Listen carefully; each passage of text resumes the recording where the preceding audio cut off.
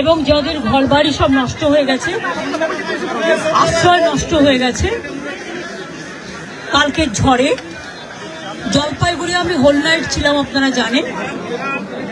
আজকেও তপসিখাতা যে গ্রাম, এবং সেখানে এসে আমি রিলিফ ক্যাম্পে যারা আছেন তাদের পরিবারগুলোর সাথে আগে কথা বলেছি, এবং তাদের সাথে আগে কথা বলে আমি তাদের বক্তব্য শুনেছি, এবং আমি চোখের সামনে যে ঘরগুলো দেখলাম, এই ঘরগুলো পুরোটাই টিনে চাপা পড়ে গেছে, গাছে চাপা পড়ে গেছে। একটা জিনিসও লোক ঘর থেকে বের করতে পর্যন্ত পারেনি। এই অবস্থায় সব হারিয়ে তারা এই তপসিখাতা স্কুল, এই স্কুলে সকলে আশ্রয় নিয়েছেন, রিলিফ ক্যাম্পে যারা আছেন। আমি আপনাদের সকলকে বলি, এখন যেহেতু এনসিসি কোড আছে, কিন্তু ডিজাস্টার ইজ এ এমার্জেন্সি এবং ডিজাস্টার হচ্ছে এক্সেপশনাল কেস। প্রশাসন ডিজাস্টার হলে প্রশাসনিক সিদ্ধান্ত অনুযায়ী সর্বরকম সাহায্য করতে পারে, এবং আমাদের সরকার আছে, প্রশাসন আছে। আমি প্রশাসনকে বলবো সার্ভে করে দেখুন এবং নিজের মতো করুন। কার কতটা ঘর ভেঙেছে, কতটা আংশিক ভেঙেছে, কতটা পুরো ভেঙেছে, এবং যাদের বাড়িতে কিচ্ছু নেই, একটা বাসন পর্যন্ত নেই, একটা পরবার জামা পর্যন্ত নেই, প্রশাসন তার সাহায্যের হাত কাল থেকেই বাড়িয়েছে। এবং মানুষ বিপদে পড়লে এটা আমাদের সবার দরকার, মানুষের হয়ে কাজ করবার জন্য। আমি প্রশাসনকে ধন্যবাদ জানাচ্ছি যে তারা সঠিক সময়ে সিদ্ধান্ত নিয়ে এই রিলিফ ক্যাম্পগুলোকে চালু করেছে, এবং আমি প্রশাসন সহ স্কুল কমিটিকেও ধন্যবাদ জানাচ্ছি। লোকাল যারা আমাদের পরিচিত প্রধান, উপপ্রধান বা জেলা পরিষদ বা সাংসদ, বিধায়ক যারা আছেন, সবাইকেই ধন্যবাদ জানাচ্ছি, এবং আমার অনুরোধ থাকবে মানুষের পাশে দাঁড়ানোর জন্য, মানুষের কথা বলবার জন্য।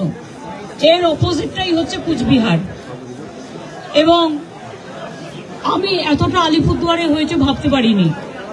আলিপুরদুয়ারে এটা হয়তো ইনজিউরিটা কম হয়েছে,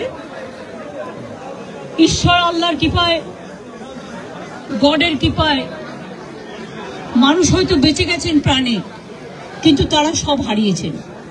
আমি তাদের বলবো চিন্তা করবেন না, আমাদের প্রশাসন আছে, প্রশাসন তার সমস্ত রকম সার্ভে করে কেউ যাতে বঞ্চিত না হয়, যার যতটুকু প্রয়োজন, তার যতটা ক্ষতি হয়েছে সেটা দেখে নিয়ে তারা ইমিডিয়েট তারা যেন বন্দোবস্ত করে। আমার এটুকুই আপনাদের কাছে বলার। আমি ভোরবেলায় পৌঁছেছি চালসায়, কাল সারা রাত করে, তাই আমি আজকে আলিপুরদুয়ারে এসে এই জায়গাটা সবচেয়ে বেশি হয়েছে।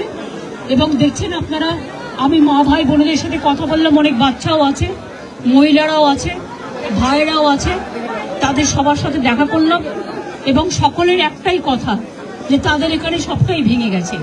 সুতরাং এটা আমি প্রশাসনকে বলবো, সঠিক উদ্যোগে যেমন রেস্কিউ অপারেশন করেছেন, সঠিক উদ্যোগে তাদের প্রশাসনিক সাহায্য তাদের হাতে তুলে দেবেন। এইটুকু আপনাদের বলার। সংবাদ মাধ্যমকেও ধন্যবাদ তাদের কোঅপারেশনের জন্য, এবং আপনারা সবসময় বঞ্চিতদের পাশে থাকবেন, এটাই আমার অনুরোধ থাকবে। সব একই রকম, একই রকম, ঠিক আছে। আজকে আমাদের আসলে প্রবলেমটা কি, আমাদের হেলিটা যেটা এসছে কলকাতা থেকে ট্রাভেল করে এসছে, ওদের 2.5-3 ঘন্টা নষ্ট হয়ে গেছে, ওরা 3 ঘন্টা বেশি একদিনে ট্রাভেল করতে পারে না। তবুও আমি রিস্ক নিয়ে এসেছি, তার কারণ হচ্ছে আমাকে আলিপুরদুয়ার আসতেই হতো। আমি দেখা করে গেলাম সবার সাথে। কাজে পাশের গ্রাম প্রকাশ আছে, আমাদের এমএলএ আছে সুমন, তারা সবাই মিলে দেখে নেবে।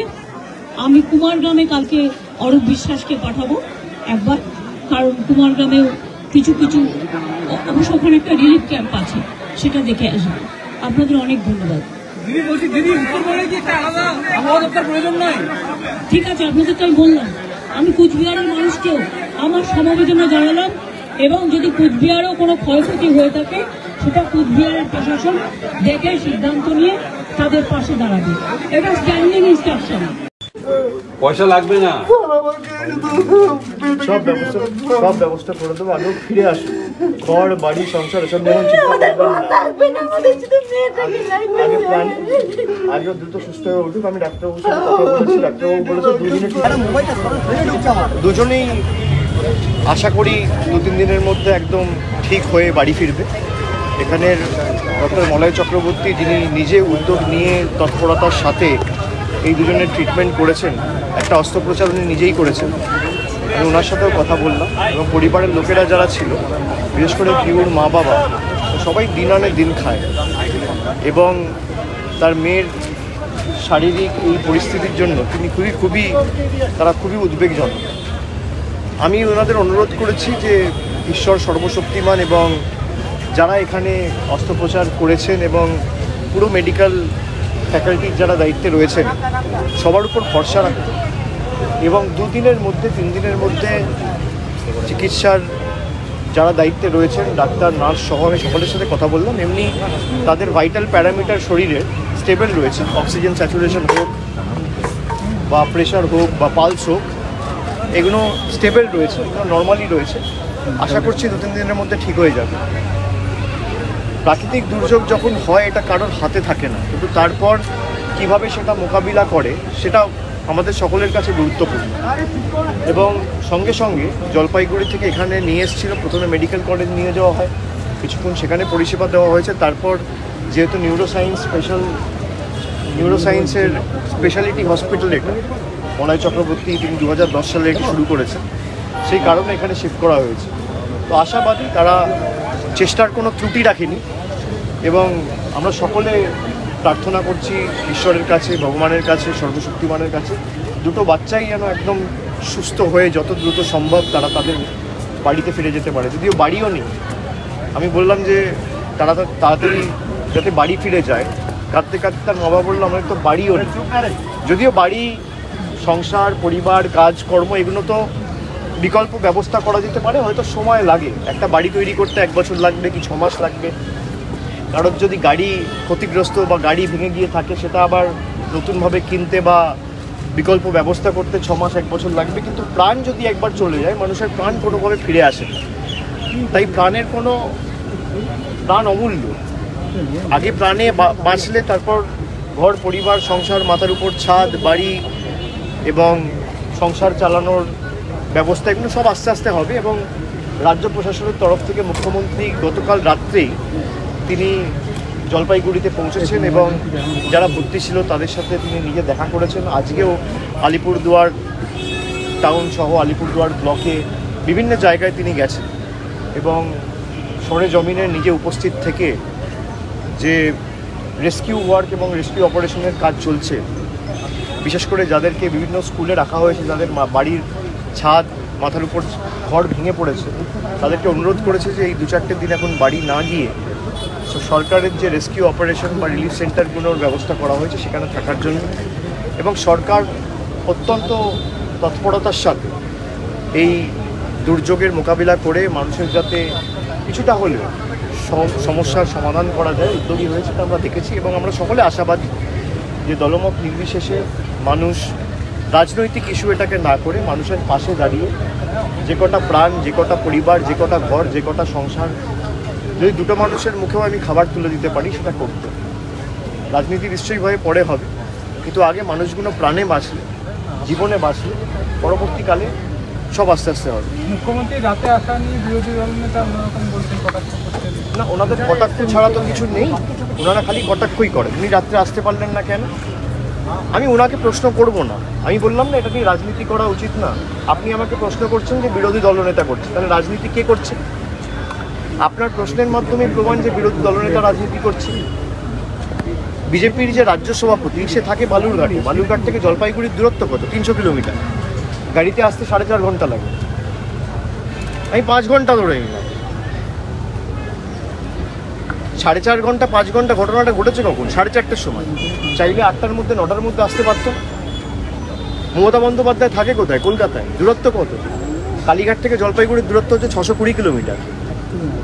তিনি পৌঁছাতে পারছেন। ভারতবর্ষের প্রধানমন্ত্রী ভুটান যেতে পারে, ভারতবর্ষের প্রধানমন্ত্রী বিভিন্ন সেমিনারে গিয়ে ভাষণ দিতে পারে, ভারতবর্ষের প্রধানমন্ত্রী বাংলায় 5 বার এসে রাজনৈতিক সভায় এসে উপস্থিত হয়ে ভাষণ দিতে পারে, বিজেপির কর্মসূচিতে উপস্থিত হতে পারেন, বিভিন্ন সেমিনারে যেতে পারেন, বিভিন্ন মন্দির ঘুরতে পারেন, বিভিন্ন জায়গায় গিয়ে বড় বড় ভাষণ দিয়ে ইন্টারভিউ দিয়ে কেন বিজেপিকে ভোট দেবেন এসব কথা বলতে পারেন, আর মানুষের পাশে এসে দাঁড়াতে পারেন না। কোভিডের সময়, আমফানের সময়, যশের সময় বিভিন্ন এলাকা জুড়ে, খালি আমি আলিপুরদুয়ার জলপাইগুড়ি বলছি না, কারা ছিল। এবং মানুষকে আমি বলবো, যদি তৃণমূল কংগ্রেসকে আপনাদের পছন্দ নাও হয়, আপনারা না ভোট দিলেও তৃণমূল কংগ্রেস আপনাদের পাশে থাকতে বদ্ধপরিকর। এটাই তৃণমূল কংগ্রেস। আমাদের আলিপুরদুয়ার, কুচবিহার, জলপাইগুড়িতে প্রত্যাশিত বা আশানুরূপ 2021-এও ফল হয়নি, 19-এও হয়নি। তাও প্রথম ছুটে এসছে যিনি, তার নাম মমতা বন্দ্যোপাধ্যায়। আমি গতকাল ঘটনার পরে ঠিক করেছিলাম, যেহেতু আমার আগে থেকে কর্মসূচি ছিল, মুখ্যমন্ত্রী সঙ্গে সঙ্গে সিদ্ধান্ত নিল হয়েছে সেখানে পর্যাপ্ত পরিমাণের খাবার পরিষেবা মানুষ পাচ্ছে কিনা। যাদের ঘর ভেঙে গেছে, প্রায় 1500 ঘর ভেঙেছে, ঘরের ব্যবস্থা রাজ্য সরকার করবে। আদর্শ আচরণবিধি চলছে, এমসিসি লাগু রয়েছে বলে বিস্তারিত কোনো বলা যায় না। রাজ্য প্রশাসনের তরফ থেকে যা যা করণীয় সব করা হবে। বা শরীরে আঘাত আসে, সঙ্গে সঙ্গে ফার্স্ট এড ব্যবস্থা বা প্রপার মেডিকেল ফেসিলিটিটা যাতে সে পায়, যাতে প্রাণে বাঁচে। আর এর তো হাতে পায়ে লাগেনি, ডিরেক্ট মাথায় লেগেছে। আমি তো সিটি স্ক্যান রিপোর্টগুলো সব দেখলাম, স্কালের এখানটা প্রায় একদম টুকরো হয়ে গেছে। 2 বছরের বাচ্চা বলে অপারেশনের রিস্ক দিচ্ছে না। ডাক্তাররা আশাবাদী যে এটা আপনি নিজের থেকে হিল হয়ে যাবে 2-4-5 দিন। তা আমরা সকলে আশাবাদী। আমি খালি এলাকার সবাইকে বলবো, বিশেষ করে জলপাইগুড়ি, আলিপুরদুয়ার, যেখানেই বিধ্বংসী ঘূর্ণিঝড়ের কারণে এবং বিক্ষিপ্তভাবে কিছু জায়গায় বজ্রপাত, বিদ্যুৎ এবং বৃষ্টির কারণেও ক্ষতিগ্রস্ত হয়েছে, বিশেষ করে আলিপুরদুয়ারের বিভিন্ন এলাকায়, যে আপনারা প্রশাসনের উপর ভরসা রাখুন, প্রশাসনের উপর সহযোগিতা করুন, প্রশাসনের সাথে সহযোগিতা করুন। আমরা এইসব নিয়ে রাজনীতি করি না। আমি আবার বলছি, এই নিয়ে আপনার যে দলকে মনে হবে আপনি সে দলকে ভোট দেবেন, ভোটের সাথে কোনো রিলেশন নেই। আমরা মানুষকে পরিষেবা দিতে বদ্ধপরিকর। যারা আমাদের ভোট দিয়েছে রাজ্য সরকার তাদের জন্য কাজ করবে, যারা ভোট দেয়নি তাদের জন্য কাজ করবে। এটা বিজেপির সরকার নয় যে মানুষ ভোট দেবে না টাকা বন্ধ করে দেবে। আপনি ভোট দিলেও আপনি পরিষেবা পাবেন, আর ভোট না দিলেও সেই 600 কিলোমিটার দূর থেকে মমতা বন্দ্যোপাধ্যায় এসেই আপনাকে পরিষেবা দেবে। এই জন্যই আমরা আপনাদের বলছি যে যারা গ্যারেন্টি দিচ্ছে 2000 কিলোমিটার দূর থেকে, খালি একটা টুইটের মাধ্যমে আপনাকে গ্যারেন্টি দিচ্ছে, একটা টুইট করে এদের কাজ শেষ। আর আমাদের গ্যারেন্টি মানুষের পাশে থেকে মানুষকে প্রাণে বাঁচিয়ে, মানুষকে সঠিকভাবে চিকিৎসা পৌঁছে দিয়ে তাদেরকে যত দ্রুত সম্ভব সুস্থ করে বাড়ি পাঠানো তৃণমূল কংগ্রেস এবং মমতা বন্দ্যোপাধ্যায়ের গ্যারেন্টি। এটাই পার্থক্য। আমি এইটুকু খালি মানুষকে বলবো যে আপনারা নিজের চোখে দেখুন কারা রাজনীতি করছে। আমি এগুলো বলতাম না, আপনি আমাকে বললেন বিরোধী দলনেতা কটাক্ষ করছে। ওনার কটাক্ষ করার কী রাইট আছে? উনি বড় বড় ভাষণ দিচ্ছেন। সন্দেশখালিতে রাজনীতি করতে কবার গেছে, আর অ্যারেস্ট হওয়ার পর কবার গেছে? আজকেও এসছেন পলিটিক্যাল মিটিং করতে। আমরা পারতাম না শিলিগুড়িতে এসেছি 4টি জনসভা করব? আমরা করব। আগে মানুষগুলো সুস্থ হয়ে বাড়ি ফিরবে, তারপর। সমাজের প্রতি আমাদের দায়বদ্ধতা রয়েছে। আমাদের সবার জনপ্রতিনিধি যারা, তাদের ন্যূনতম দায়িত্ব রয়েছে, কর্তব্য রয়েছে, সেগুলো পালন করা উচিত আগে, তারপর রাজনীতি। হাসপাতালে ছিলেন কিছু বিহারের ঘটনায় রাজ্যপাল বলেছে রাজ্যে এখনো হিংসা অব্যাহত রয়েছে। কার জন্য হিংসা হচ্ছে? আপনারা গতকাল কি দেখেছেন? হিংসা কে ছড়াচ্ছে? নিশীথ প্রামাণিক করছে। রাজ্যপাল যদি নিরপেক্ষ হয়, উনি তো রাজ্যপাল নয়, উনি পদ্মপাল।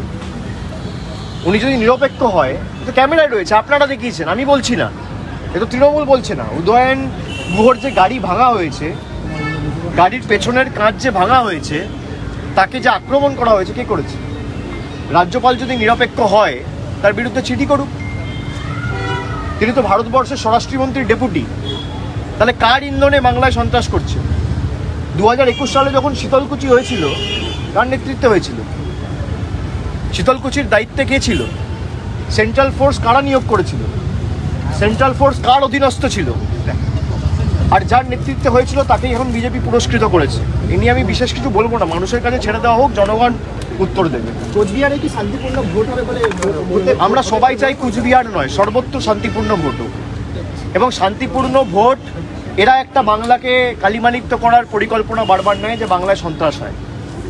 আপনি পঞ্চায়েতেও কেন্দ্রীয় বাহিনী দিয়ে ভোট করিয়েছেন, 2021-এ কেন্দ্রীয় বাহিনী দিয়ে ভোট হয়েছে, 19-এ ভোট হয়েছে, 16-এ ভোট হয়েছে, 14-এ ভোট হয়েছে, ফল কি?